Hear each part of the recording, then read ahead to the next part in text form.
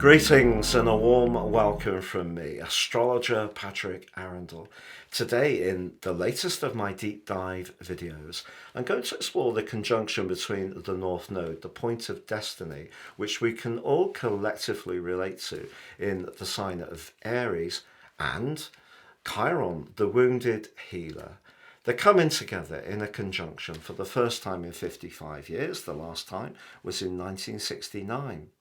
Now, you may have heard some people relate to this event for the 19th of February and others the 5th of March. Well, both are right. The 19th of February is the true node and the 5th of March the mean node. I will unpack these and illustrate the difference between the two. But what is the North Node? And it's also really important to understand the North Node is just the polarity of the South Node. So as much as the North Node applies to Chiron, the South Node's in an opposition. Always very important to consider that. But what does the North Node mean in our natal chart? How is it in the sky at the moment having a bearing upon us? I think it is having a collective influence, but where we have the North Node, what sign and what house, and also the influences that other planets have to it, are critical features in understanding what makes us tick and what guides astrologers in order to assist other people. Now, I'm also going to share with you a brief synopsis of what the nodes are about, what Chiron's about, what their orbits are about, how long they take. But also, I'm going to share with you the natal charts of the two presidential candidates, the current incumbent, Joe Biden, but also Donald Trump, because both their natal charts have very strong Chiron and North Node influences. So please stay with me for that. And then I'm going to go through each of the 12 signs from Aries through to Pisces to give you a flavour of what this event will mean for you. But you may have heard the concept of the North Node being the dragon's head, the South Node the dragon's tail. And in order to give you an opportunity to explore the soul journey of the North Node, you can order your draconic natal chart. This is where we take the North Node in your existing natal chart back to 0 degrees, the vernal point, which we're heading back to, all of us, by the 12th of January 2025. It'll be a fresh start for us all. But it takes it back to that point, and it means that all the planets can move in your chart, although the houses all stay the same and all the relationships stay the same. But you can order your draconic chart and your draconic 12-month forecast and get 30% off by seeing the link beneath this video. What is a draconic chart? Well, it's our sole purpose. If we think what we came into this world with, the karma of the South Node, and where we're heading in this life, the North Node, the draconic chart tells us essentially what we bring into this world. Now, in terms of my draconic chart, my sun is in Gemini, and my midpoint between the sun and the moon is 0 degrees Cancer. And that really seems to work for me as a person. Obviously, recording videos, writing columns, very Gemini, but I like to feel it's with a heart, Cancer. Now, that draconic chart can give us fantastic insights into what the roots of our being is. The natal chart is how we can grow on, develop the fruit of our journey in our current lifetime. So if you would like to know more, please see that link beneath this video. So on the 19th of February, the North Node applied to Chiron at 16 degrees and 43 minutes, and that was the true node. This week, on the 5th of March, the mean node meets Chiron at 17 degrees and 27 minutes. So the true node is the exact spot, measurement, location of that exact moment of time. But what happens is the mean node takes into account some of the wobbles that go on in that journey, if you like, because the North Node and the South Node are actually abstract points where the path of the Sun and the Moon intersect, with the North Node said to represent our future and the South our past. Now, as I mentioned before, the next nodal change in terms of the true node will be the 12th of January 2025. And there's going to be two massive events soon after that, when the North Node goes conjunct Neptune, because that's the ruler of the sign of Pisces. And then on the 17th of April 2025, when it goes conjunct Saturn, I think that's going to be a huge moment for personkind to look forward to for next year. But the North Node is very much to do with our direction of travel. It's our karmic outcomes, can be said to be our destiny, and where we're likely to be drawn towards in our lives. But it's not predetermined, I don't believe. We can change it, and I think that's where Chiron can be such, in this conjunction, can be so incredible, because I'm really interested in Chiron. I have a really tough Chiron in my natal chart. It is actually conjunct the moon, and experienced astrologers will tell you that that can be one of the trickiest aspects in astrology. They're also both opposite Uranus. Sure enough, my dad died when I was very young. We went through huge stuff to do with losing where we lived, the business.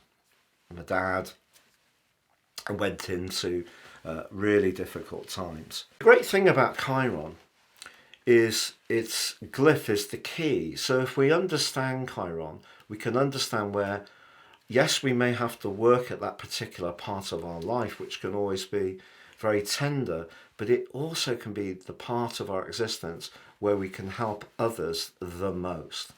But what can complicate things with Chiron is when other planets get into the mix. Now, the moon on Chiron can lead someone to be very, very sensitive. In my case, it's in the 4th house, but that's very nurturing.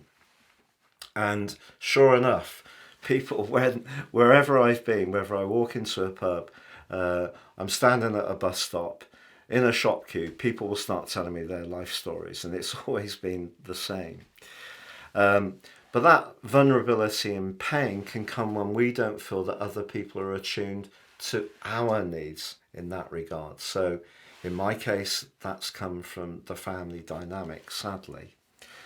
But we have to be very cautious with some of the generalities that get applied to Chiron, because some people will say you can never heal that wound. And sure enough, although Moon and Chiron may be tricky, if you have Saturn and Pluto in the mix, well, that can be trickier still. But in my experience, people with Chiron in the 4th, 8th and 12th will always be tremendously intuitively supportive to others, but won't necessarily feel that they get that level of understanding back, and can feel unheard. So the conjunction between Chiron, where we can shine in terms of helping others, but sometimes feel bereft of getting exactly what we give out back. The conjunction between that and the North Node in Aries, remember this is a collective influence. It's not necessarily going to be reflected in your natal situation unless you do have Chiron and the North Node in the sign of Aries. But this is time for us to reevaluate, to look at what's not working, to realign our purpose, let go of what no longer serves our greater good. So releasing. I think it could be a time, because of it being in the sign of Aries, to be very mindful of our identity, because Chiron in Aries, or in the 1st house of a natal chart, people can struggle to feel that they're there at all, almost feel invisible.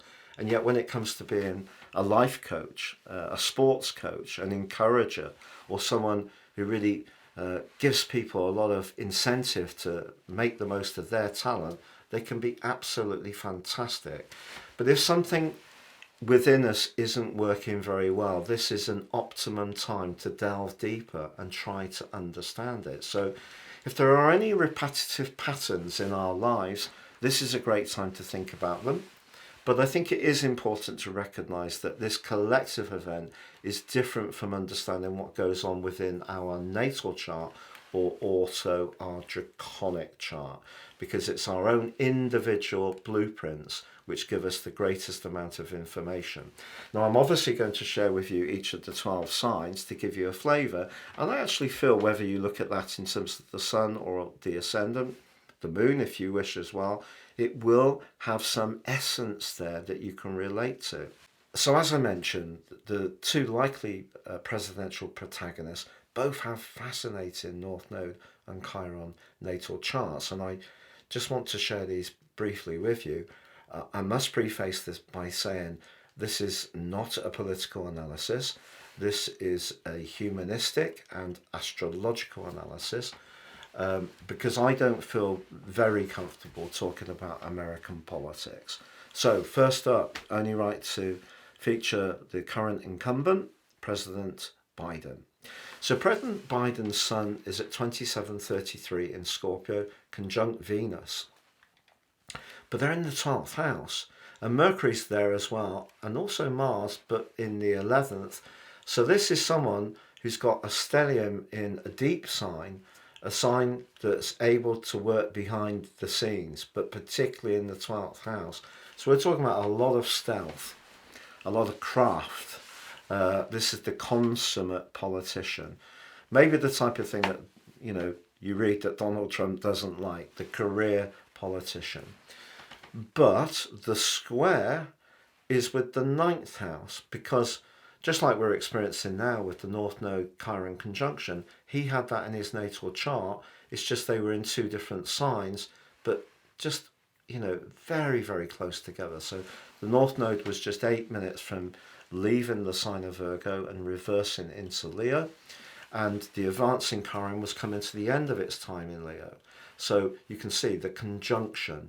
So that's very, very symbolic. So someone who perhaps felt that their destiny was to do with change, because the 9th house is to do with higher values and philosophy, history, can be to do with international affairs. I don't know anything about his sister, I really don't, other than that he has been a career politician. So whether he was involved in education or came from a family of educators or not, I don't know. But the 9th, 12th is really interesting. So the 9th is the projection outwards of a certain philosophies and certain belief systems that I would imagine would be very important to him. But I think if we look beyond his fire ascendant in Sagittarius, which is conjunct to a very positive fixed star, Yed Prior, which actually is very much associated with astrology and also international affairs, believe it or not. I feel the way the North Node and Chiron have worked with his Sun and Venus in a way is that they have been projecting a philosophical standpoint, which he may really believe in, but I think the political reality is that this is a person who's, a very formidable opponent. So this is someone who works behind the scenes. He does have a bit more of an obvious crunch tackle that gets applied from time to time with the conjunction between Saturn and Uranus. So I feel occasionally he will come out from his more guarded, stealthy approach to situations, the briefings and, the quiet conversations and the charm that comes from Venus. Okay, Venus is detrimented in the sign of Scorpio, but you're talking charm. I know traditional astrologers would say that Venus was combust to the sun and therefore the sun overpowers Venus. I feel there's been a lot of guile in the way he's done things. So his North Node and Chiron, I feel the way he hides his wound is by an apparent affability, an ability to get on with people, but underneath that there's a lot of steely depth. Now his midpoint is at 14 degrees in Aquarius. That's the balance, the drive, the passion, the desire of the sun, and the more empathetic, receptive, protective energies of the moon. So the balance of our nature, 14 degrees in Aquarius, the sign of democracy in the 3rd house. So That's where he's been an effective communicator. We take the position of Mars in his chart, it squares up with that midpoint.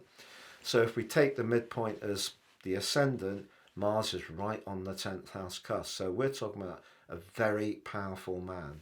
However, it's also a very lucky chart. Because if you look at Jupiter, up there in house 8 at 2508, it's in a trine, not absolutely perfect, but a very, very good trine with Mercury, the Sun and Venus. So this is the consummate deal maker. Behind the scenes, Jupiter in the 8th. Jupiter can be about law, so that could be very much to do with procedure and bills going through the chambers and all the machinations that go on behind that. So this is quite the political operator, I would say. And just in terms of current transits, really right from the start of 2023, Joe Biden had some challenges with the role of Saturn, I feel, in terms of Chiron and the North Node, because as we went into 23, Saturn was getting to the end of its journey in Aquarius, but it was in the 3rd house, which can be to do with short journeys. It can also be to do with more quick mobile movements and dexterity. And Chiron in the 9th can be longer journeys, but also it can be to do with speeches, I feel, oratory. And so there's been an inhibition there, hasn't there? There's been trips, falls, tongue-tied moments, forgetfulness. So that all seems to be borne out because he had the clash with Chiron, then he had the clash from the 7th of March when Saturn went into Pisces with not just the North Node, but also on the South Node, which is one of the most awkward aspects in astrology. Then the square with Uranus, more tension. He has that on his 7th house cusp already, the conjunction. And now at the present time, he's got the square, which we have every 14.5 years between Saturn natally and Saturn moving. He also has Pluto in his 2nd house in a square now with the moon. He had that for 11 weeks last year, from the 27th of March to the 11th of June. It's repeated again at the moment. The other notable person who has that going on just now is King Charles. So what we've got is Pluto and the moon can break down the family, but it can also break down subconscious Pluto emotional responses, and it make it more difficult to disguise. So that's interesting that's going on for him as well. Now, Saturn's going to move forward and escape that square actually quite quickly, but I think at the present time, the tension has been really strong. So with Joe Biden's chart, the North Node, the destiny, I feel, was the person who had a big ideal. The Chiron position is someone who perhaps has a big ideal to help other people, but I wonder if his wound is that at some level he doesn't have a complete confidence in his intellectual ability. But when it comes to the internal workings of being a politician for the long term, working behind the scenes, you know, those quiet discussions, those little nudges, you're talking about an operator of quite potent capability. So this is a person that I don't believe is what you see. I feel there's a lot of force that's, you know, it's almost like the steel fist in the velvet glove. But as I said, that's not a political judgment at all, because I feel whether it's in the United States or Britain, things have become very polarized in a way which, you know, makes things very tense. Now let's look at Donald Trump. Now again, we want to look at what the connection is between the North Node in terms of destiny and Chiron in terms of where we help others but maybe feel the wound. But let's just, to start off with, have a look at his ascendant, because it's a very powerful one.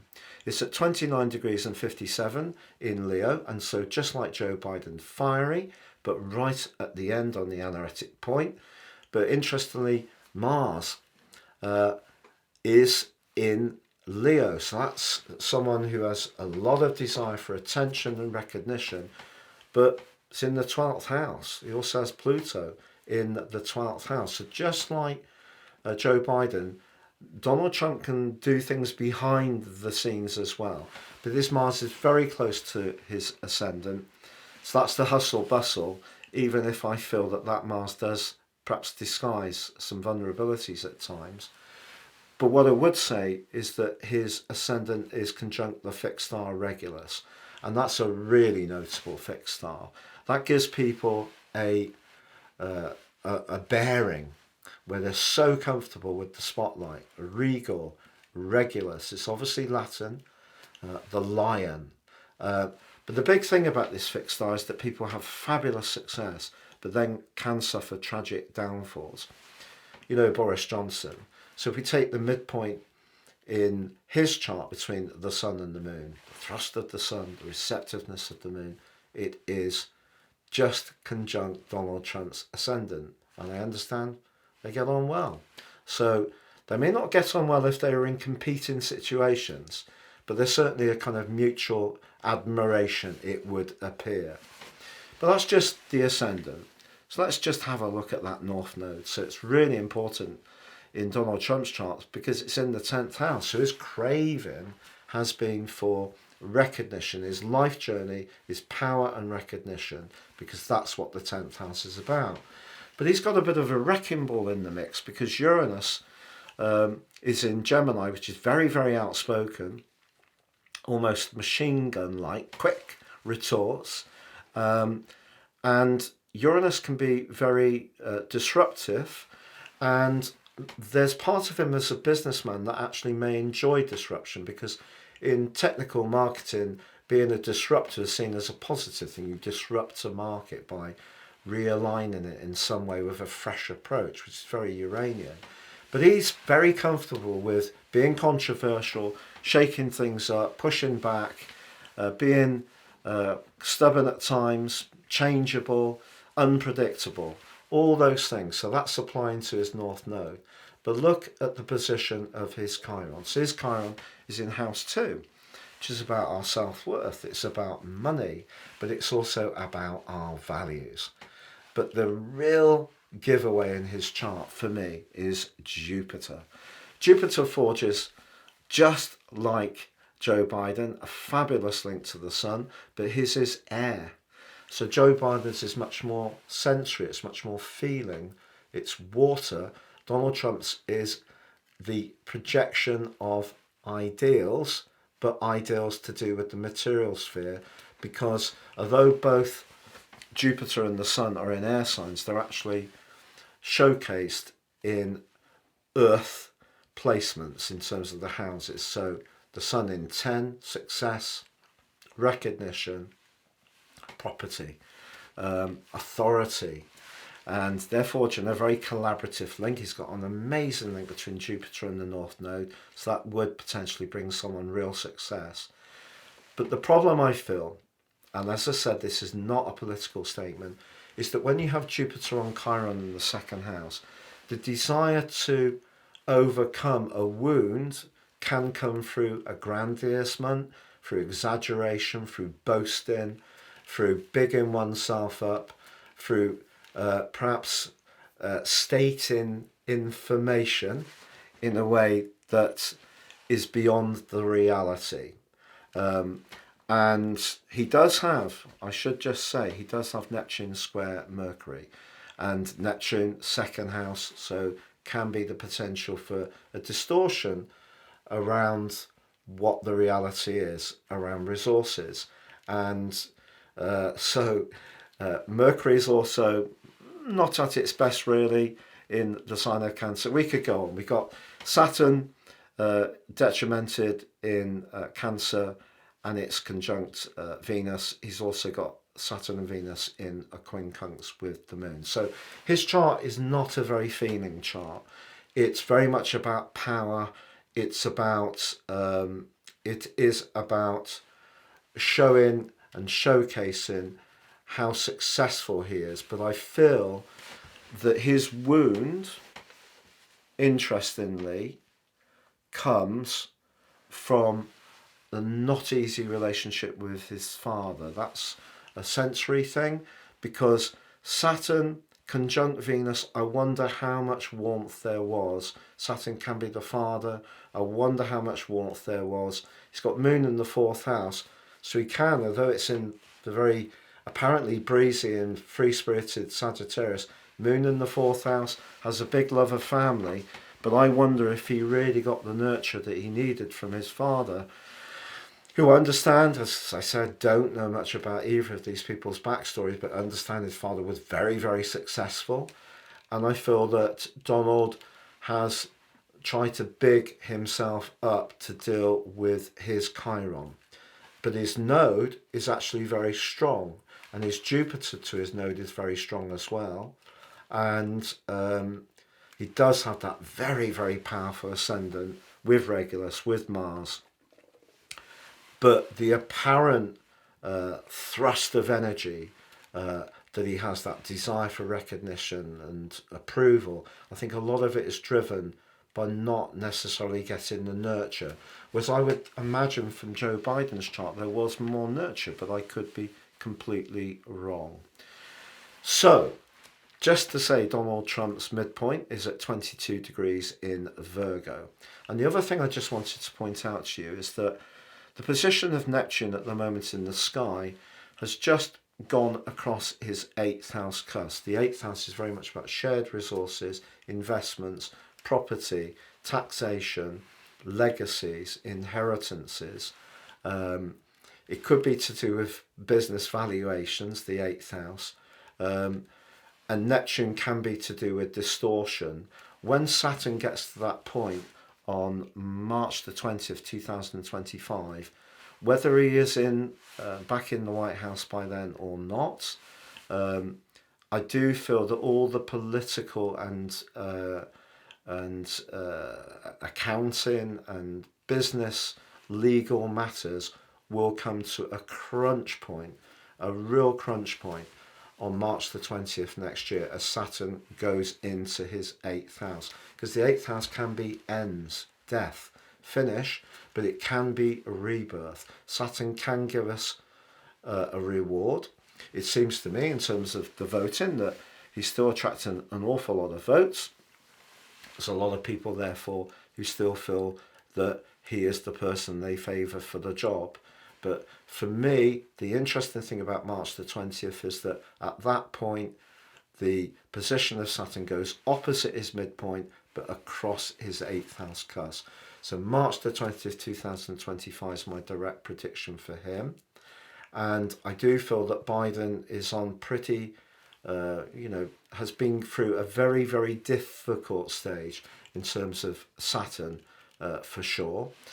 So it's down to the people of America to make that decision. My view is that both of them do have great strengths, great fortune in their charts.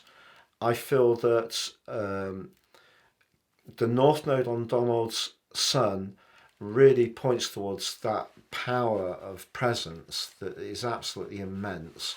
But I feel it's unfortunate that I feel for him as a human being that the need for approval for somehow that I just sense he didn't get is very, very strong in his chart, and that has meant there's been a lot of bigging up, which we will see what happens. But that's my take on it from an honest viewpoint, from a person this side of the pond with no political grudge in any way at all. So now I'm going to go through each of the 12 signs from Aries through to Pisces. Don't forget, if you would like to understand what your draconic astrology is about, it's incredibly fascinating, then please see the special offer beneath this video, 30% off, get your draconic chart, which is different from your natal chart, and your 12-month forecast of that draconic situation. So Aries, if we think about the zodiac, it begins with your sign. So the story of the Western tropical zodiac begins with your sign. What's interesting about draconic astrology, the dragon's head, is it's always going anti-clockwise. So what you've had an opportunity to do since July the 13th, 2023, is to revisit the whole concept of personal identity. But as this has been going on and you enjoyed your first solar eclipse and a second new moon last year, you also had Saturn punch its way, quite woundingly, I feel, into your 12th house. How are you feeling? Do you feel intact? Do you feel strong about what your identity is? Because if you don't, this is your unique time to really dive deep and embrace this energy, because more than any other sign, particularly if you have got your node or other personal planets, anything from about 13 through to about 20 degrees, this is going to be having and has been having a very potent influence upon you. So what can you release? What has Saturn been urging you to let go of from your past that may have been a huge part of your life? Because you've got that total solar eclipse coming on the 8th of April, which is really going to help you to absolutely catapult forwards in such a powerful way. Okay, Mercury is retrograde on it, but if you're clear about what you want to achieve, you're single-minded, and you're joined up in your thinking, and you've come to terms with the areas that haven't worked, the relationships, the approaches, and you're really gathering your energy together, then you're really building up, you're pulling back that bow, really ready to launch it. So a very exciting time for you, but one where you truly must look some of your fears in the eye. So Taurus, one of the wonderful things about your sign is that your appreciation of continuity, but I think that has been challenged in a big way since 2008 with Pluto in 9, and since 2018 for 5 months, and since March 2019 till now with Uranus in your sign. You've been pushed to try to recreate the most authentic version of yourself, and it's been, I think, an exciting time, if a little bit disruptive or unsettling in some ways. Probably hasn't been all straightforwards, but if your focus on making sure that you're showcasing your individuality has been so all-consuming that maybe you've not quite been keeping in touch with your vulnerabilities, your sensitivities, your fears, past issues, have been kind of like all pushed a little bit to one side because you've really been thrusting forwards around the things that really grip and excite you. Totally understandable. This is your big opportunity to stop and just say, well, hold on. Why don't I go for a nice healing massage? Now, you might do that stuff anyway. You might be very much into healing, personal development, chatting to people of how things feel, being conscious of anxieties, certainly not ashamed of them. If you're someone who really draws all these things in a very holistic way, you're just going to glow even more on this event. If you're someone who's rather rejecting of all those things, oh, that's not really my thing, this is your opportunity to embrace. Pull it towards you. It will strengthen you, because it's wonderful to be single-minded. It's wonderful to be focused on a goal and ambition in a very narrowed down, thrust-in way. That's terrific. But we must give ourselves time at moments to be a little bit more reflective, to reminisce a little bit, perhaps feel a bit nostalgic, perhaps even grieve a little bit for the things that haven't quite worked. Not necessarily always for the people who are not in our lives. It could be maybe missed opportunities, or feel that we didn't make the most of certain choices we made. So if there is some grieving, some letting go that you need to look at the present time, go for it. So Gemini, for you, the North Node and Chiron are in House 11. House 11, very idealistic, very much to do with friends, to do with our future. Can be to do with good fortune. The North Node part of the equation suggests that you need to perhaps ask yourself the question, is your direction of travel right on the mark at the moment? Or have you been working towards something that was important to you, but actually in mid-journey or part the way through the journey, you've actually started to change away from what the original goal was? Well, do you know, that's absolutely brilliant, because that shows you're using your flexibility as a mutable sign in a very positive way, because the North Node gives us a choice. So you could realign at the present time what you want from situations in a very positive manner. There could be a little bit of the changing of the guard around your friendships and alliances. You could find yourself inspired by principles that in the past you may have not really been that impressed by. Of course, Chiron, the wound. So has there been some kind of disconnect with certain friendships or groups? Have you felt that you haven't quite fitted in? Those are the type of things that could come up that you may need to mull upon at the present time. But if you want to reset that longer term future in a fresh way, why not? So Cancer, the North Node and Chiron in house 10. How's it going professionally? Happy with your direction of travel? What's your relationship like with your father, or the person who played that role, the person who was the big authority when you were home, or your line manager at work, or someone who works for you? The 10th house is asking these kind of questions. Is it time for you to be exploring some new opportunities around your work with the clustering of energy we currently have in Pisces, the 9th house of exploration? But this 10th house energy is really asking you to think about your role. Are you really immersed in a role that really gives you the platform to shine it in the way you want? This is about how you connect with the wider world. But if you did have a painful relationship with a father figure, and there is grief outstanding from that still, this is certainly a very valuable time to try to work things through. So Leo, this combination is in your sister fire sign of Aries, so very exciting. The 9th house, higher knowledge, travel, independence, freedom, adventure. If you're someone who's had responsibilities and obligations, and you've had a lot in recent years, since 2008, oh, that's 6th house energy. Whoa, it really has been quite a lot of give, and maybe now you're feeling you want a lot of a lot more flexibility, to be a bit freer. And the passion of the sign of Aries is interesting here, because maybe it can reinvigorate your own passion in some way or another.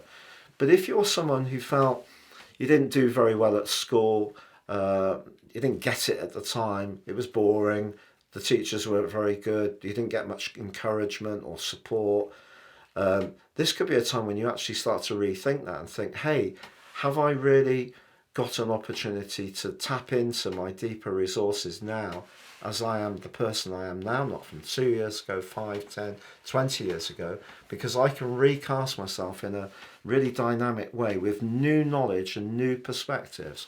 Really, really exciting. If you're someone who hasn't felt very comfortable with long distance travel, or even with different cultures, or people that are not very familiar to you, this is the time to challenge yourself a little bit around those things. So Virgo, this combination occurs in the 8th house, which of course is a place of deep transformation, deep feeling. Can be to do with rebirth, of course, the phoenix, the direction of travel, the North Node. You may be finding yourself at the moment talking about legacies, wills, investments, shared resources, and it could be a time when you're actually benefiting from a lot of hard work that you've put in with the North Node here. But if you're someone who has had a little bit of a tenderness around intimacy, the 8th house, this is something that you could be talking and thinking about to try to heal there for you. That's where the transformation can lie.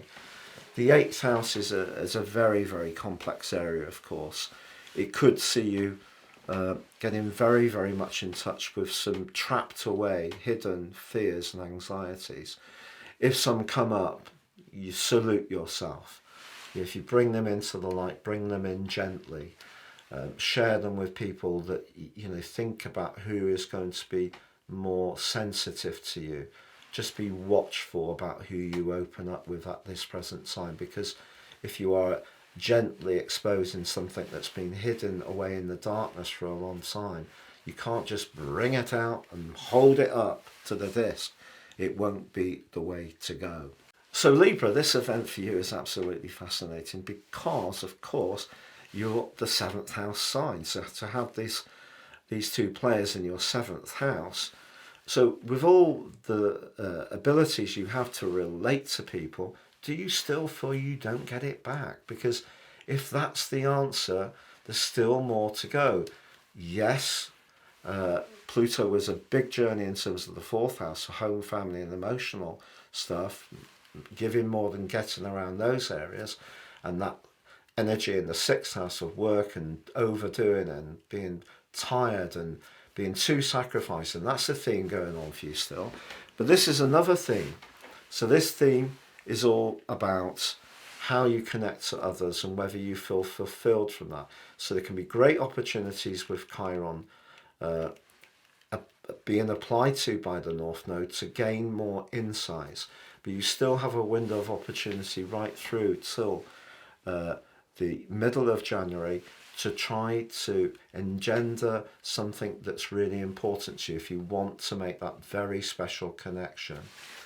But if there is still a sense of inadequacy around relationships, or feeling that your pattern is that you always do all the giving and then feel invisible, not heard, that's a very 7th house problem.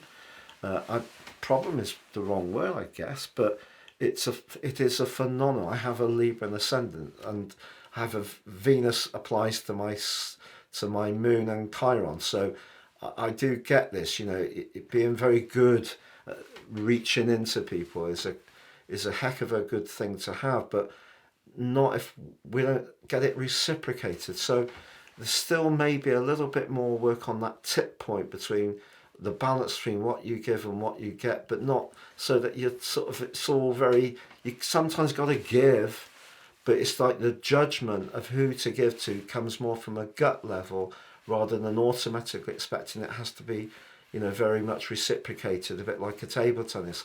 It isn't like that. It's more listen to your instincts, but don't be guided so much by more superficial impressions. Listen to the instincts is what you're being guided to by Chiron here. So Scorpio, for you, 6th house, physical health. And the North Node here could also see you thinking about your work. How's your work going?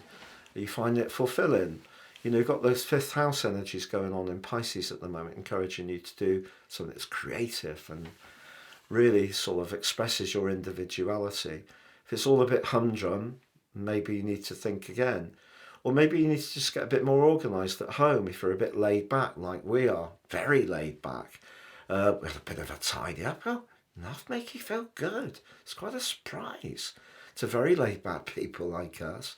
So using that 6th house energy in a healing way, looking a little bit more what you're intaking into your body in terms of nutrition, cleaning out a little bit more, not necessarily hitting the green powder and all that stuff, just making sure the basics are right, cooking some food from scratch, getting as best quality food that you can afford, and really trying to take care of your physical exercise. And if you are given and have responsibilities to others, you have some good boundaries there as well.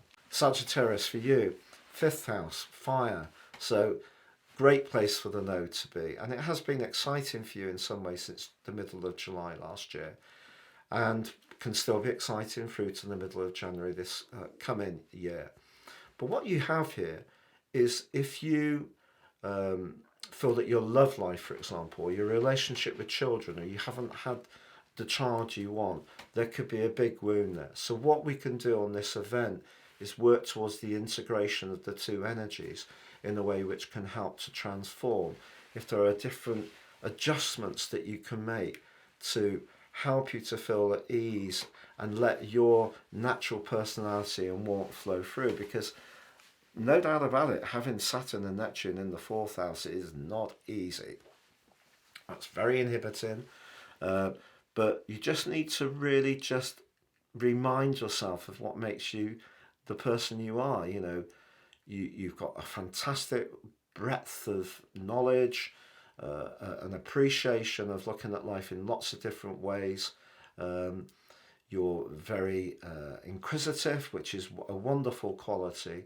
It's time to really remind yourself of what makes you special, the individual. So Capricorn, a very tender event for you, to be honest, because the fourth house is about how we feel about things. It's about our home life. It can be about protectiveness, security, but of course it can be about insecurities. And if you didn't feel that you got much nurture, particularly from your mother when you were a child, that issue may come up quite strongly at this time.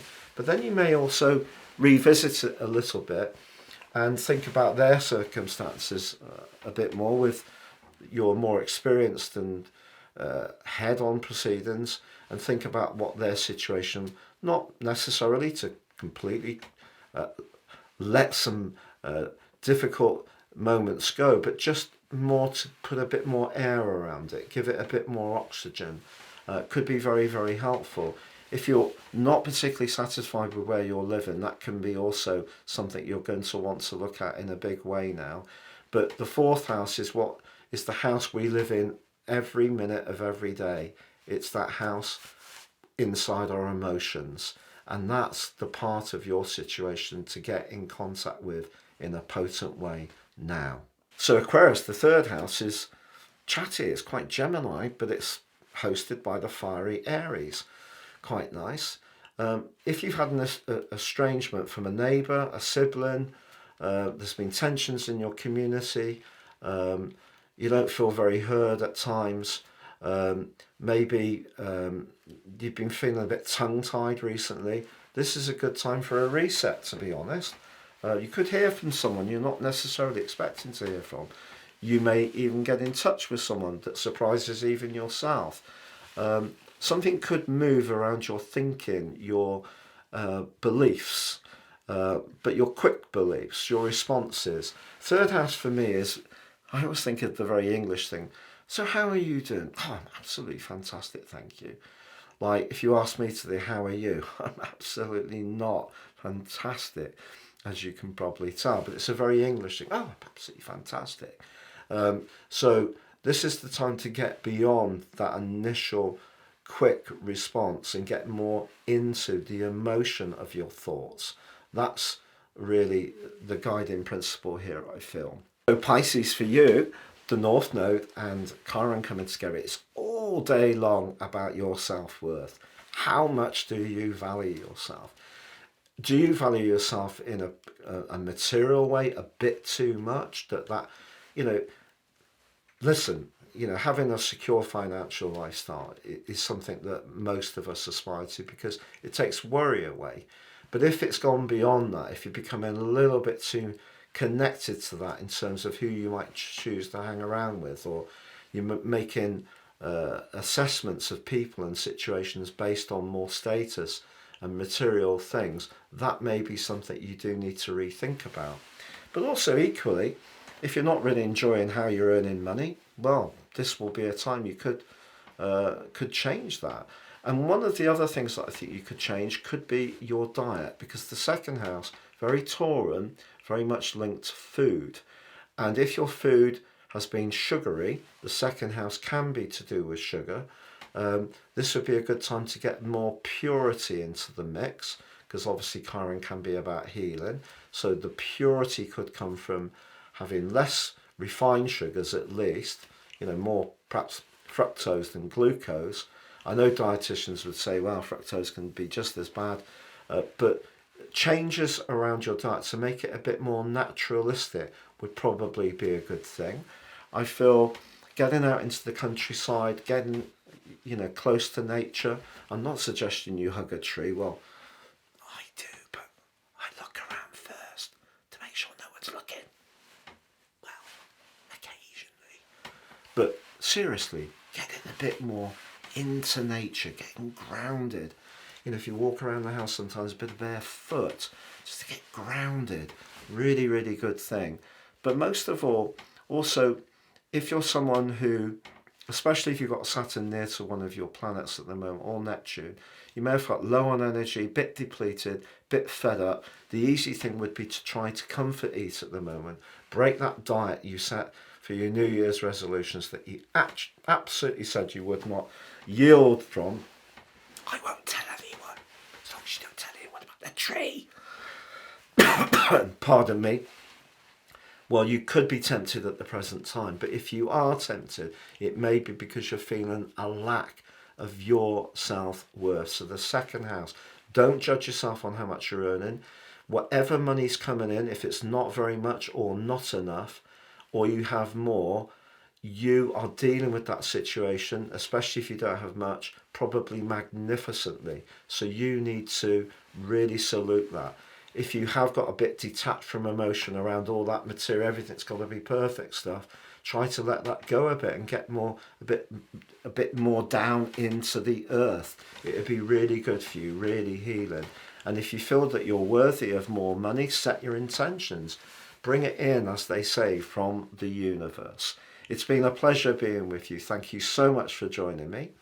And please check out your monthly videos for March for all the individual zodiac signs, which gives you deep dives for all the key events and timings for each. Please see the link beneath this video.